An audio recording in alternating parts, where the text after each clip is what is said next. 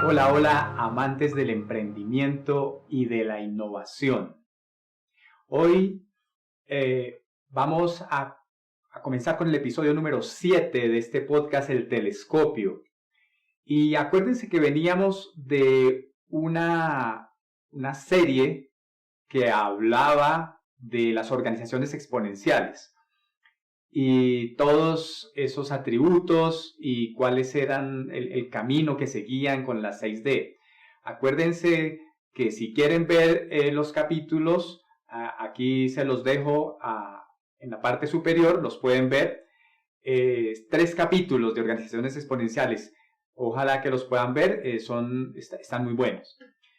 Bueno, hoy el capítulo de hoy es bien interesante en el sentido de que en estos días, precisamente, estamos abrumados por malas noticias por muchos lados, muchos sectores. Y entonces, mi pregunta es, ¿qué tanto las malas noticias pues nos afectan en nuestras decisiones, en nuestro día a día? Y es que estas malas noticias probablemente nos cojan el cerebro, nos lo arruguen y nos dejen quietos sin tomar acción. Básicamente son tan grandes las malas noticias que en algunas ocasiones uno se puede sentir impotente para poder solucionarlas, así que más bien comienza a formar parte de ese club de resignados. Hoy precisamente estaba confrontando esto y hay malas noticias por todo lado. Entonces estaba viendo las malas noticias del cambio climático, por ejemplo, una cosa gigantesca, en donde veía, por ejemplo, los incendios que están asolando Europa y que han cobrado montones y montones de bosques y que obviamente ya están llegando a las comunidades. Se ven los aviones botando agua, los bomberos, las personas con serios inconvenientes. También vemos, por ejemplo, el deshielo y uno se asombra de la cantidad de iceberg que en este momento se están despedazando y que esa ola de calor que llegó al Polo Norte, pues son situaciones bastante complejas. También vemos inundaciones, a diferencia del verano en algún lado que está causando incendios, en otro lado hay inundaciones y hay destrozos y los ríos se crecen y se llevan poblaciones, hay muertos, en fin. Todo por causa precisamente del cambio climático, así lo decía precisamente el presidente o primer ministro de Grecia. Ok, pero ¿por qué nos dejamos influir por las malas noticias? Es algo que está dentro de nuestro ser, es más, es algo físico. Existe en nuestro cerebro un frijolito tan grande como esto que se llama la amígdala, y en los estudios desarrollados por las universidades encuentran que es un elemento que antes pues obviamente no se hallaba la razón de ser, pero que la amígdala forma parte de ese cerebro y muy complejo que nosotros tenemos, y está encargado básicamente de manejar esa información negativa para poder darnos la supervivencia. Y si es así, entonces encontramos, si miramos antes, por ejemplo, los primeros hombres que tenían que ganarse su comida, y pues obviamente cualquier ruido podía no solamente ser el viento, sino un depredador. Y vivían con esa angustia básicamente, y realmente continúa así. Así que si tenemos una buena noticia y estamos bajando, scrolleando por nuestro celular y encontramos una noticia con esas alertas. Ustedes saben que los copywriters son excelentes para poner buenos letreros, entonces encontramos la mala noticia en algo normal. Estábamos simplemente scrolleando, buscando entretenernos o buscando información y encontramos la mala noticia. Nuestro cerebro inmediatamente se enfoca y al enfocarse, nosotros leemos la mala noticia y la asumimos y probablemente nos deje preocupados todo el día. Una inestabilidad económica, una caída de las bolsas, el cambio climático, la inseguridad, la desaparición de empresas por causa de la pandemia, en fin, hay muchos. Pero la pregunta es, ¿qué tantas malas noticias estás viendo tú? Puedes estar viendo malas noticias en los noticieros que son excelentes para provocar esas malas noticias todos los días.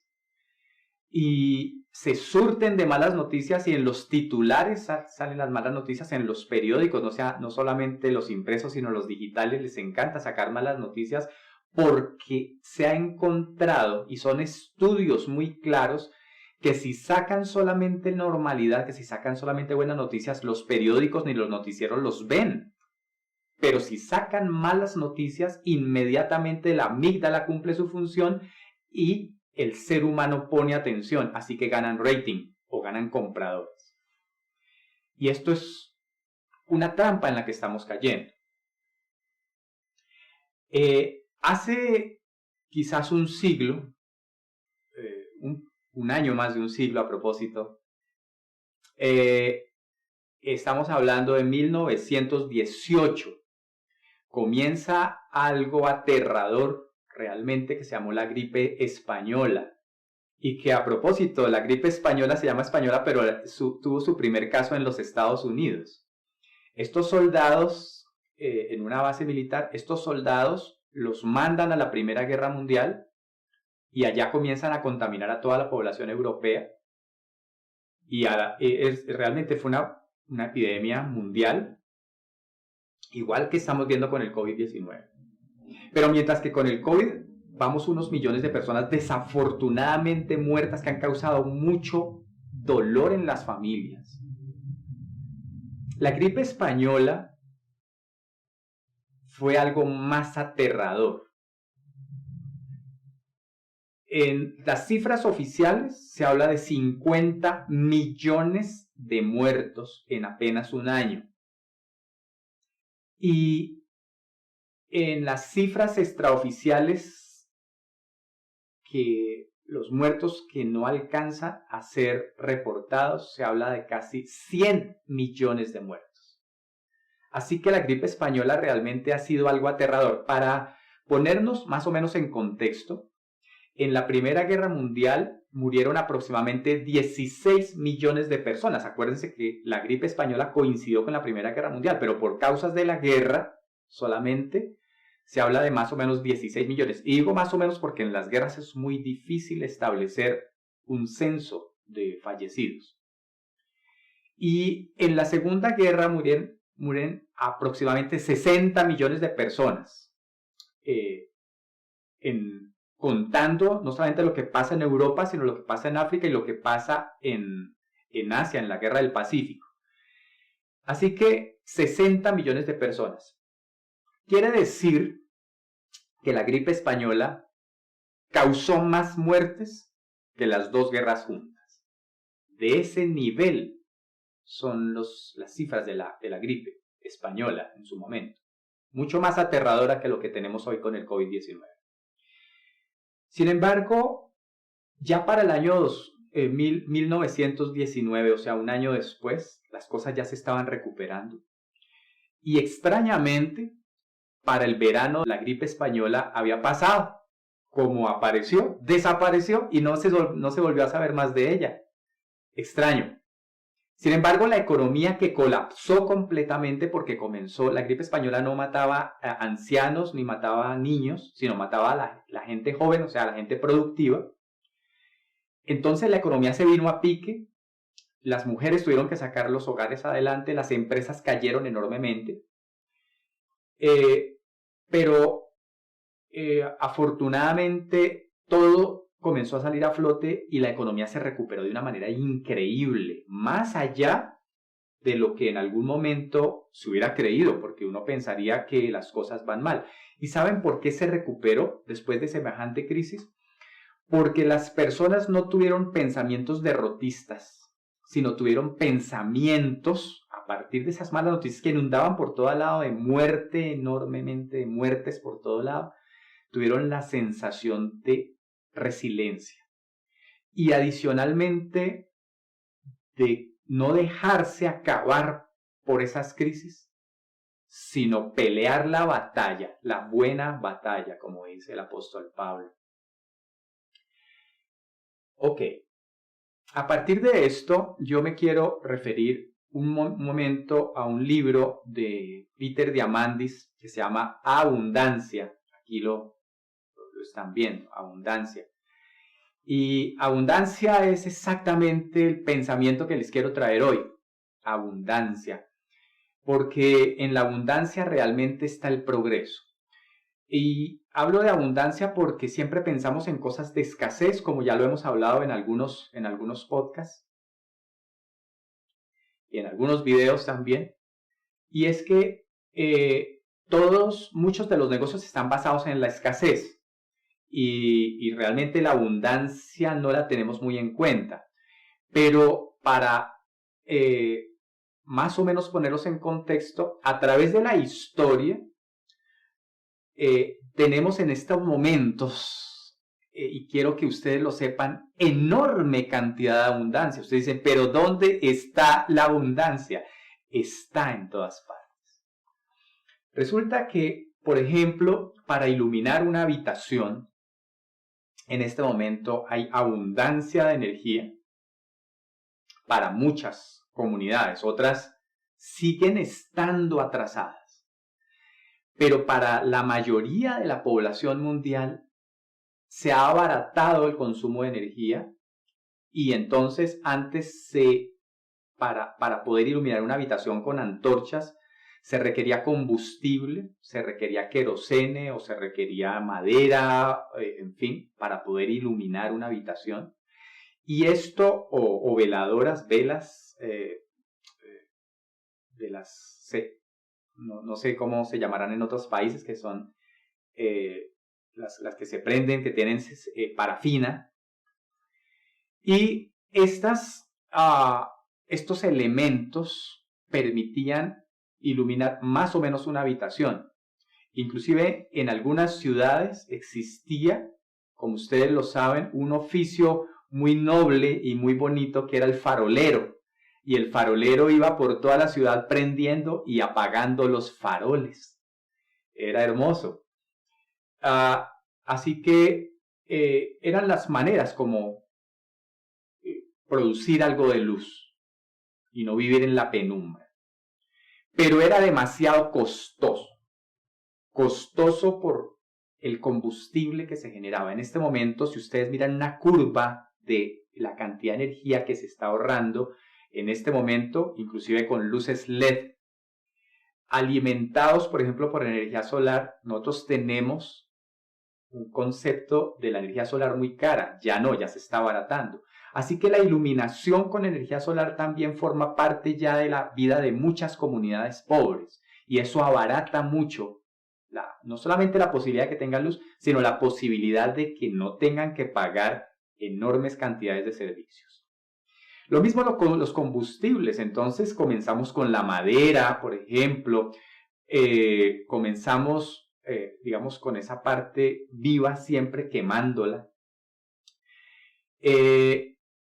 Y si ustedes, creo que lo vimos en todos los países latinoamericanos, los combustibles fósiles. Así que chuzamos el suelo y comenzamos a extraer el petróleo para poder comenzar a vivir, a tener un modelo de mundo con ese tipo de energía.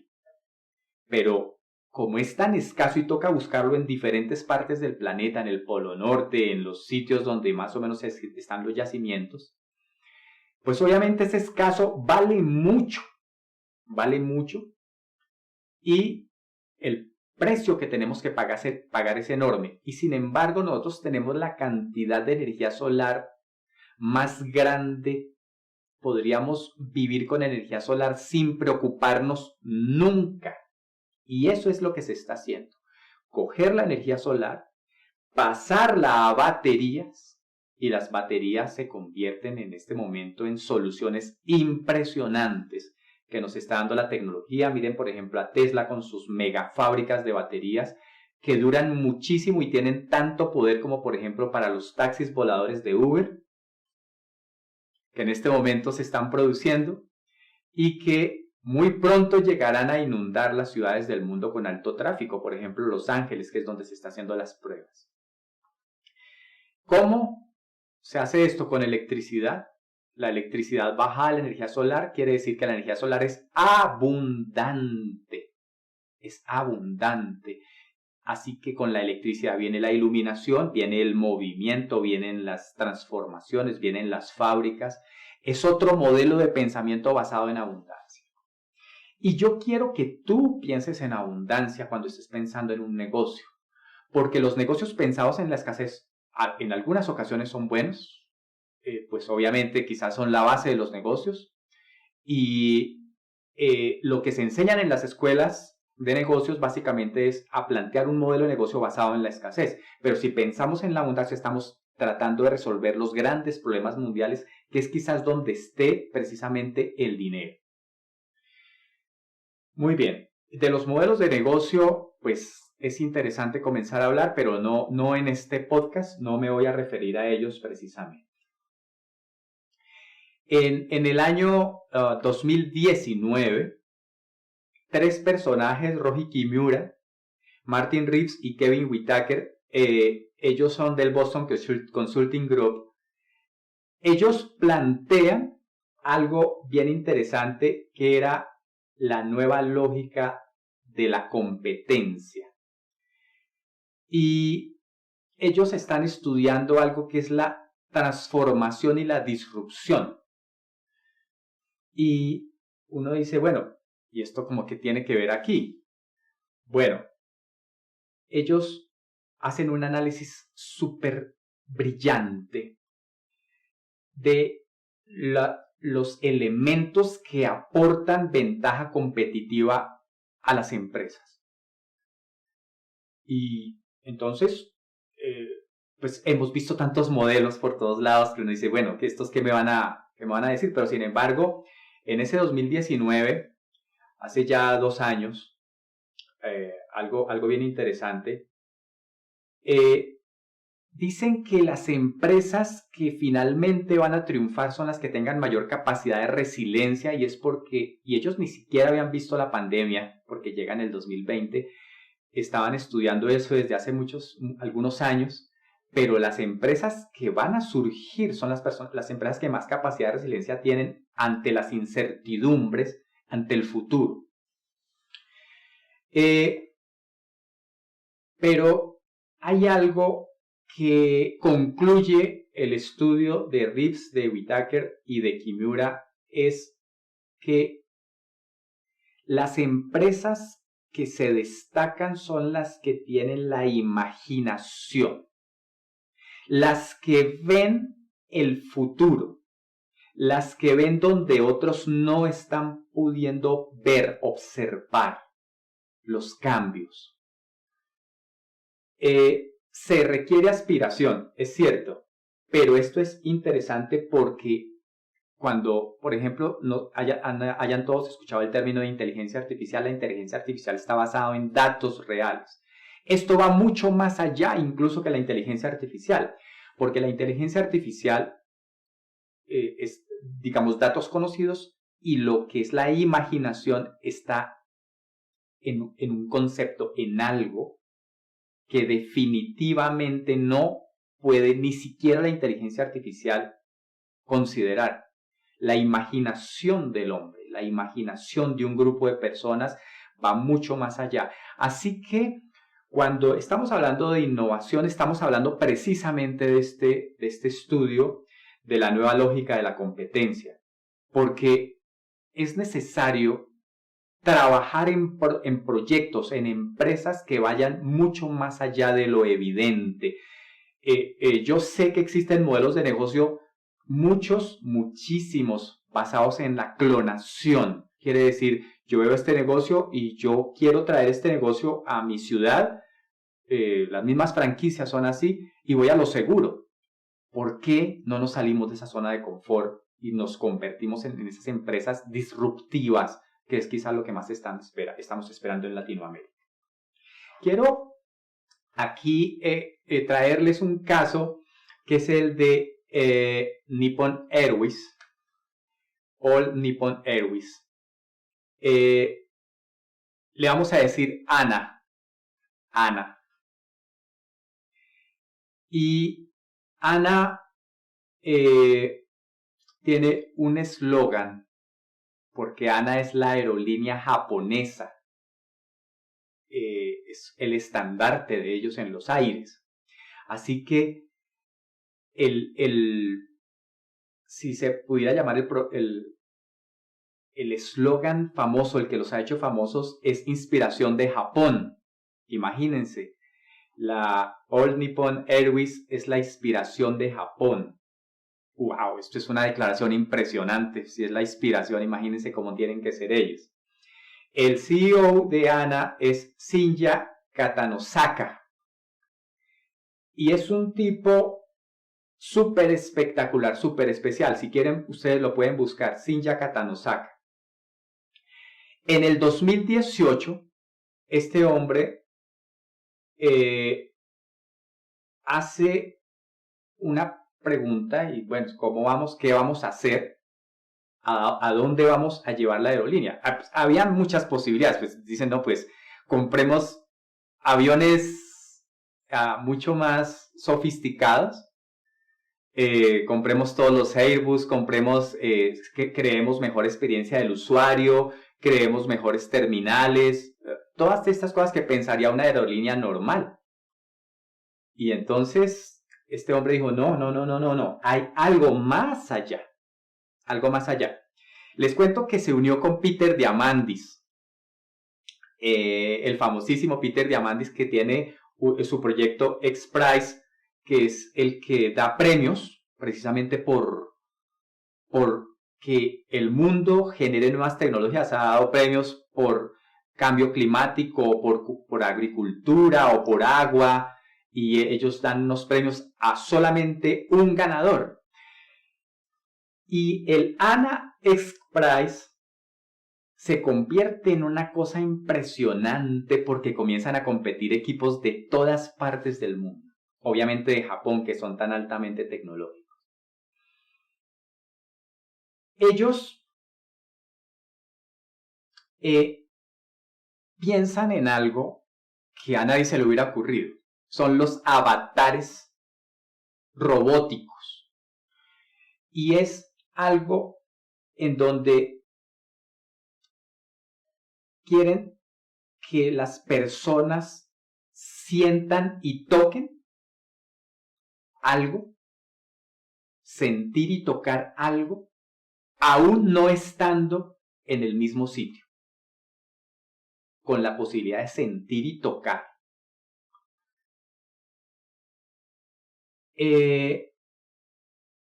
Obviamente esto está fundamentado no solamente en la parte robótica, que forma parte de la cuarta revolución industrial también, unos robots obviamente mucho más avanzados, porque se les junta la inteligencia artificial y obviamente interactúan las dos y se generan estos procesos. Yo les voy a dejar precisamente el link de un video en donde se muestra precisamente los desarrollos y los competidores desde todas partes del mundo con sus robots, saludando, tocando. Es espectacular. Y ellos se basan, dicen avatar, porque la palabra avatar viene del sánscrito, muy antiguo, y significa descender. Descender. En este descenso es lo que ellos consideran como una deidad, un dios cuya alma desciende para ser encarnada por un cuerpo físico. No sé si ustedes se acuerdan la película de Cameron de Avatar, precisamente, en donde esta persona está acostada en un sitio, se conecta a su avatar, y ya él, siendo un cuadripléjico o un parapléjico, en este caso, disculpen, un parapléjico, ya el avatar sí se puede mover, tocar, hacer, pelear, todas estas cosas que ustedes vieron en la película de Cameron. Entonces, es básicamente lo mismo. Así que, cogiendo no solamente de la ciencia ficción, sino tratando de llevarlo a la realidad, el Ana Express conduce a eso, básicamente. Pero uno dice, ¿y esto qué tiene que ver con una aerolínea? Pues, que están gastándose la plata. Bueno, pues nuestro CEO Katanosaka hace una reflexión. Y la reflexión es, bueno, transportamos millones de clientes al año. Somos muy famosos. Por los aires vuela Japón cuando está volando una aeronave de ellos. Han llevado ese posicionamiento, son muy fuertes en la aerolínea. Pero cuando se ponen a ver, hay millones. O sea, la cantidad es gigantesca de los que no son clientes de All Nippon Airways.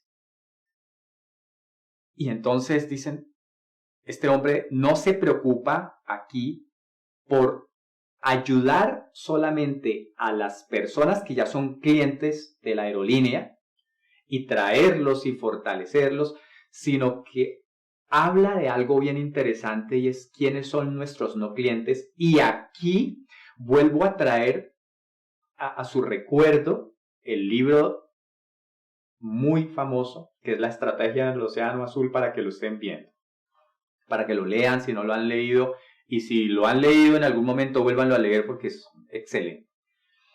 Pero, ¿cuáles son los no clientes? Pues los que no les gusta volar. Él define esa parte de los no clientes como los que no les gusta volar, que hacen lo que sea, que se quedan en su casa y hacen lo que sea. Puede que no disfruten del mundo, pero nunca volarían. Puede que sean acrofóbicos, puede que alguna cosa le tenga de temor a los aviones, a la tecnología, en fin. Hay muchas razones por las cuales una persona prefiere no volar. Y ellos están en una isla. Así que, ¿cómo ir a visitar, por ejemplo, a otras ciudades, a otros países? Es muy difícil. Así que derribar esas barreras es lo más importante para ellos. Entonces, en este caso, es necesario que las personas comiencen a pensar en cosas diferentes. Y todo el proyecto Dana Express está hecho para que las personas tengan una acercamiento sin volar a lo que puede llegar a ser un vuelo, a lo que puede llegar a ser una experiencia.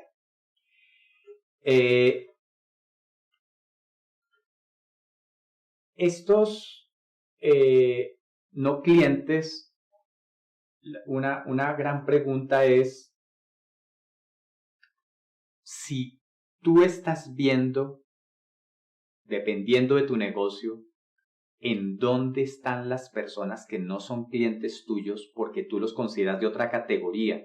Porque de pronto en esos análisis tan básicos que se hacen en los modelos de negocio se encuentran ese cliente ideal o el avatar o el como tú le quieras decir, el buyer persona, de acuerdo a una metodología, y entonces comenzamos nosotros a decir personas entre 25 y 50 años que de no sé qué, en eso nos centramos con eso basamos nuestras estrategias de marketing, con eso basamos nuestras estrategias de venta y eso desafortunadamente está quitándonos la posibilidad de crecer el negocio mucho más.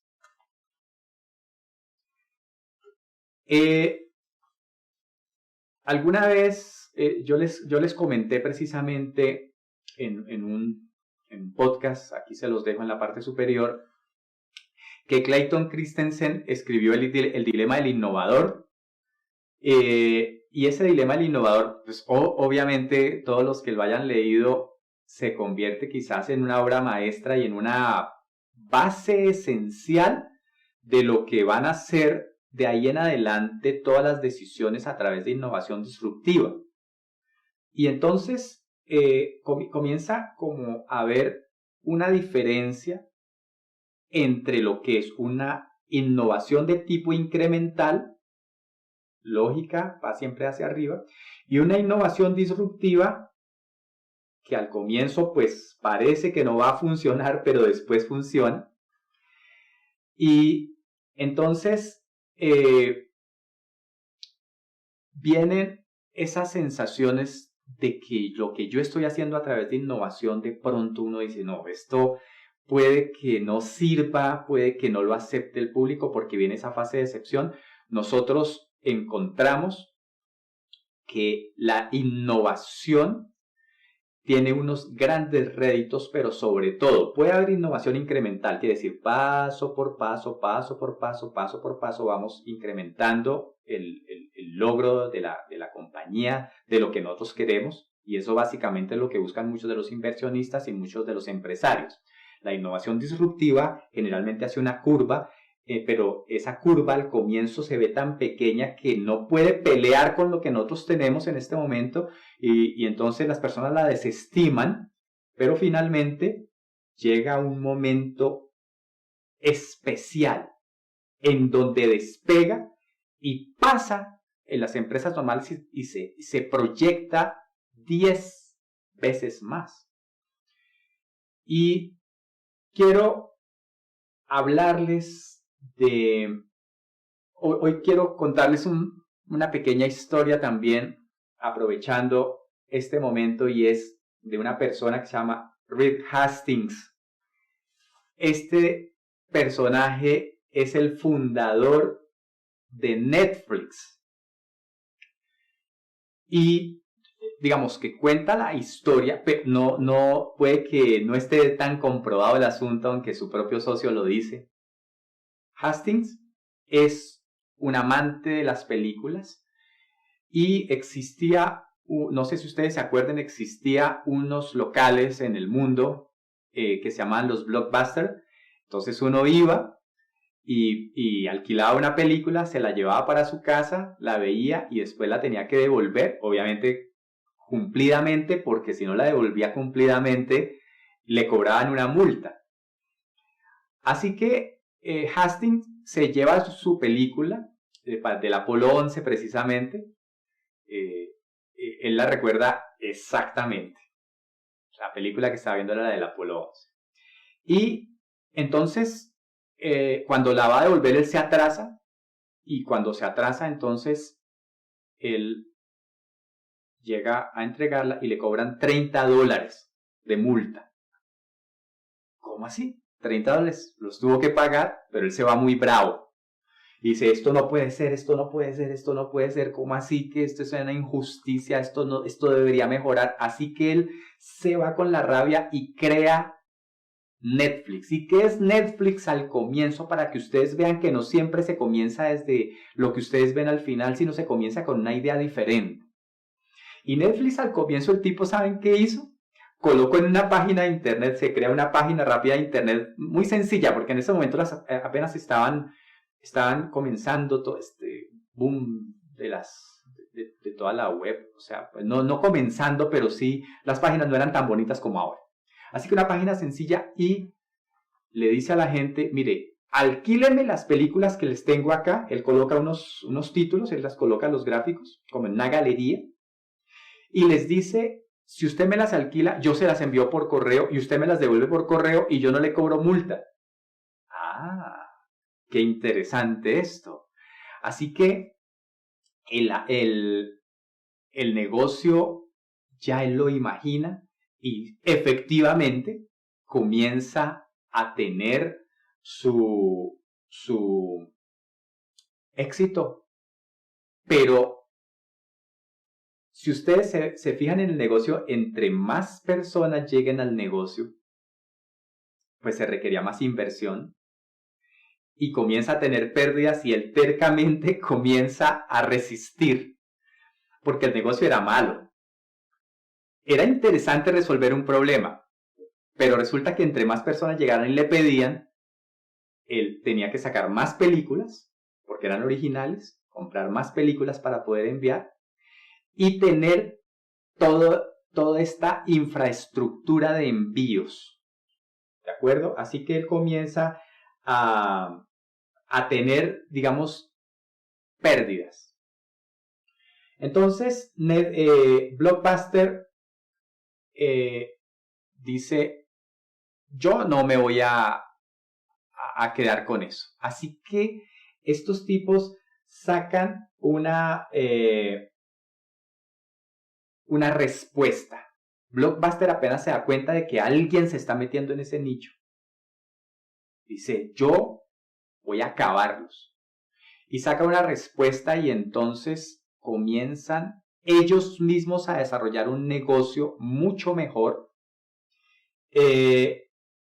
Y entonces pretendieron acabarlo, pero resulta que la experiencia del usuario no fue la mejor. Ellos estaban tratando de buscar, Netflix estaba tratando de buscar a Blockbuster, les mostraron cómo era el negocio, porque lo querían vender, se lo querían vender a Blockbuster. Y las personas de Blockbuster, muy prepotentes, un día los citan, ellos están en California, y los citan en Dallas, en Texas, muy lejos, de un día para otro. Quiere decir que no se podían ir en vehículo, porque Estados Unidos es gigantesco. Ellos dicen, ¿qué hacemos para cumplir la cita? Porque aquí es donde vamos a vender esta compañía, se la vamos a vender a Blockbuster y Blockbuster pues obviamente nos la va a comprar muy muy bien, porque es una muy buena idea. Así que 3 personas, los 2 socios y su contador, por decir algo, la persona de finanzas, deciden alquilar con lo poco que tenían de dinero, porque finalmente era una inversión para ellos, un avión privado y vuelan hasta el sitio y le cumplen la cita a los de Blockbuster, que los reciben todos pomposos en unas oficinas con algo impresionante, y ellos tan pequeñitos se sentían y llegan y desafortunadamente no solamente los desprecian, o afortunadamente, porque esto también puede ser afortunadamente, los desprecian, sino que los retan. Se van de ahí y dicen, vamos a resistir. Y Blockbuster se burla de ellos y se quedan con su negocio multimillonario. Multimillonario estaba Blockbuster, era de las tiendas en el mundo más impresionantes que existían a través del video. Así que estos hombres se van, pero hay una pequeña luz de la cual ellos se cogen, y es que aparece una vez, obviamente como está el internet, aparece algo bien interesante que es el streaming. Que el streaming es tratar de transmitir algo por la web y que al otro lado una persona la vea, pero ya no hay algo físico, ya la película se desmaterializa. Acuérdense de estas 6D, se desmaterializa. Entonces, esa película que antes era algo físico, un CD, inclusive creo que Blockbuster alcanzó a vender películas de Betamax o de VHS, esas películas que eran de cinta, pero por lo menos las de CD, estas películas entonces ya no son materiales, sino las convierten en bits y ellos la envían por la web. Y comenzaron, pero los de Blockbuster vieron eso y no les interesó nada. Ellos continuaron con su venta. Pero ¿qué es lo que pasa con una tecnología disruptiva?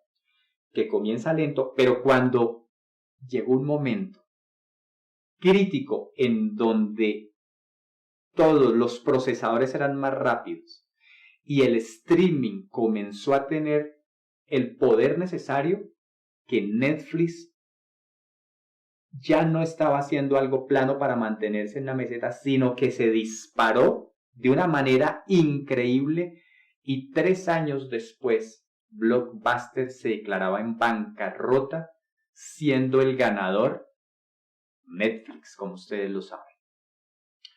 Ok, esto es simplemente para decirles que hay una innovación disruptiva y entonces el dilema del innovador es, ¿qué hago yo? Porque me voy por la fácil, que es hacer una innovación incremental, o sea, muy paso a paso, o me voy por una innovación disruptiva. Esto es precisamente la pregunta que ustedes se tienen que hacer. Pensar disruptivamente es muy difícil porque se está pensando en algo mucho más allá de la imaginación y de lo que existe. Hay necesidad de no solamente analizar, sino imaginar un futuro mejor con algo que todavía no existe, pero que puede llegar a proyectarse muy bien. Y sobre todo entender esto de la cuarta revolución industrial, en donde se juntan unas cosas y las otras, todas unas tecnologías de robótica, de inteligencia artificial, de big data, de blockchain, muchas cosas se juntan para generar, cada vez que se junta una con la otra, generan un tercero y ese tercero se junta con este y genera un cuarto. Y así que la tecnología que antes era muy lejana, entonces apareció el televisor, apareció el bombillo, apareció el teléfono, apareció. Entonces eran muy lejanas unas apariciones de los inventos y de las nuevas tendencias iban apareciendo muy lejanas. Ahora no. Cada día se pueden estar produciendo tecnologías porque cada día hay investigaciones de todo el mundo, cogen una, cogen otra y forman un tercero y ese tercero se potencializa. Y como ustedes lo vieron también en algún momento en los podcasts, la ley de Moore dice que obviamente más o menos cada 18 meses los procesadores van avanzando y no solamente avanzando sino abaratándose, entonces los procesadores van siendo mucho más poderosos. Eso genera obviamente computadores mucho más poderosos y los computadores en conjunto con la inteligencia artificial pues obviamente van generando desarrollos impresionantes. Cójanse de eso, por eso les digo, en este momento hay abundancia, solamente que ustedes están encerrados en las malas noticias. Muy bien. Aquí vengo con esta pregunta. ¿Qué quieres tú? ¿Ser un Blockbuster o ser un Netflix? Cada cual decide lo suyo. Decídelo tú. Muy bien. Hay una persona que en el año 2013, él se llama Charles Duhigg, y él escribió en el New York Times un artículo al que denominó el poder de los hábitos o el poder del hábito. Y entonces habla de cómo se forman los hábitos. Entonces tú vas a decir, Fernando, me vas a hablar de estas cosas positivas, de superación personal y cosas. No, yo no voy a hablar en este momento de eso, aunque realmente confieso que veo muchos temas de estos. O sea, ahorita precisamente estoy leyendo a Cardón en un excelente libro. Pero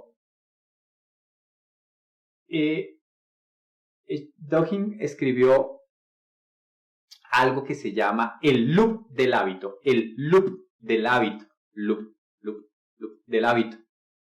Y entonces este tipo, ¿qué dice? Dice que para que se genere un hábito en nuestro cerebro, digamos que uno hace una actividad, el cerebro registra ese resultado,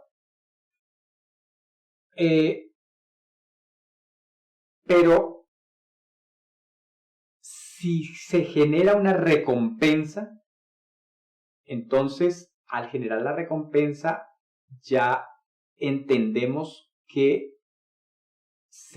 en la próxima oportunidad yo puedo volver a imitar esto y me va a dar un resultado. Y se genera un hábito.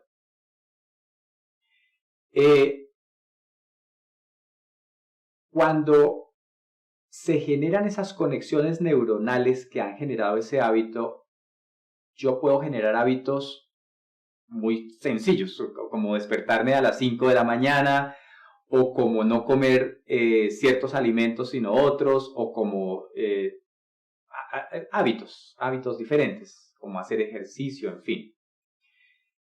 Ok, pero los hábitos se pueden desarrollar para cosas tan normales como esas, o para tener un negocio normal, o para tener un negocio 10X, como lo llaman. 10X. Y ese interruptor mental que hace es que tú tomes unas decisiones basadas en lo normal, en lo incremental, o en un negocio que se dispara 10X, es el mismo. Es el mismo. Entonces, ¿qué sucedería? Y esta es una pregunta para ti nuevamente. Si en lugar de acostumbrarte a decidir por cosas normales, te decidieras a crear y a desarrollar cosas extraordinarias, mucho más allá de lo que las personas normales lo desarrollan. Quiero decirles que con mi equipo de trabajo en este momento estamos precisamente en un desarrollo que nos está costando un trabajo porque ya hemos pivoteado, o sea, lo que considerábamos que era un negocio, un modelo de negocio exitoso, después de que hicimos las pruebas en campo, básicamente encontramos que ese no era el camino y decidimos pivotear hacia otro, y en este momento tenemos un negocio bien interesante. Pero comienza ese negocio, e igual que comenzó en Netflix con mandar hacer una página de internet que enviaba las películas por correo, así nosotros estamos tratando en este momento de generar el producto mínimo viable, pero no sabemos realmente qué vaya a salir al final de todo este proceso. Y esto es interesante para ti. No te preocupes por pensar cuál va a ser el final. Céntrate en una idea general y comienza a generar esas primeras ideas. El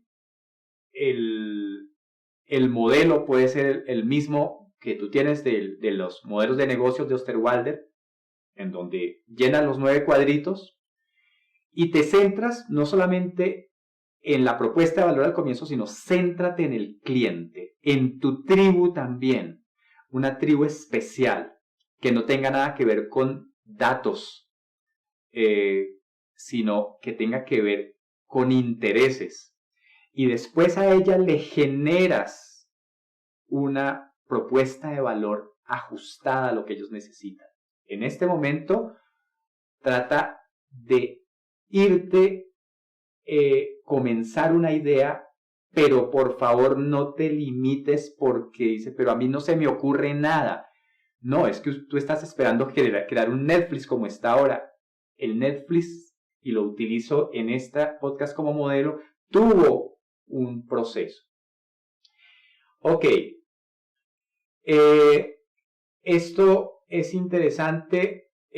La pregunta, ¿debo abandonar la innovación incremental que vengo haciendo en la empresa si tu empresa es innovadora? No tienes por qué hacerlo, pero sí es importante que comiences a generar un nuevo modelo de pensamiento completamente diferente. Dos personas, ya para finalizar, dos personas del año 2012, una se llama Bansai Nadji y otro George Tuff, generaron un modelo de innovación que se llama la matriz de la ambición innovadora, que para muchos es muy conocida, la matriz de la ambición innovadora, porque ellos encontraron 3 espacios en donde tú puedes innovar. La primera, pues obviamente el core business de la misma compañía. simplemente lo que se está haciendo se optimizan los productos, los servicios, los activos, en fin, las relaciones con los clientes y se optimiza. Eso podría ser innovación. Esa es la más básica, pues obviamente, perdón, me voy del micrófono y se me va la voz. Esa es la más básica y quizás en la que nos metemos solamente. Entonces la dejamos como en la primera cajita. Aquí yo les estoy presentando el gráfico para los que están viendo el video de YouTube, que los invito precisamente a ver nuestro canal de YouTube o a mirarlo en nuestra página también. Pero para los que no están viendo la primera cajita, digamos que si nosotros hiciéramos una matriz, entonces encontraríamos en la parte inferior izquierda una cajita en donde encontraríamos esa primera parte de innovación, solamente la del core business del negocio. Core business del negocio es algo redundante, el core business. Pero también está una parte que ya es adyacente y entonces en esta parte, además del core business, las empresas desarrollan nuevos productos para mercados o clientes existentes en otro lado o para nuevos mercados. Entonces ellos dicen, bueno, yo voy a innovar teniendo en cuenta nuevos mercados. Y me voy un poquito más allá de la innovación, no solamente con lo conocido, sino con algo que está alrededor mío, que no he explorado, y me voy por ahí a hacer la innovación a ese tipo de mercado. Pero finalmente, afuera de esa caja, en la parte superior, encontramos un tercer tipo de innovación. Y son las innovaciones transformadoras. Y ese ponen en juego todo para clientes y mercados que no habían considerado. Y aquí entonces me vuelvo a ese tema de la aerolínea japonesa, en donde los no clientes se convierten en un tema súper importante, recordando también lo que nos propone nuestro método, la estrategia del Océano Azul, discúlpenme por favor. Entonces, la matriz de ambición innovadora, vas a preguntarte una cosa, y esto es para ti, y mi última pregunta antes de estar finalizando. Si tú realizas una radiografía de tu negocio, ¿dónde estarías en esos 3 desarrollos? ¿Tú estás preocupándote por la primera cajita, que es mejorar tu empresa? ¿Estás preocupándote por mercados adyacentes o estás preocupándote por los no clientes, que son los que finalmente te van a llevar a potencializar en millones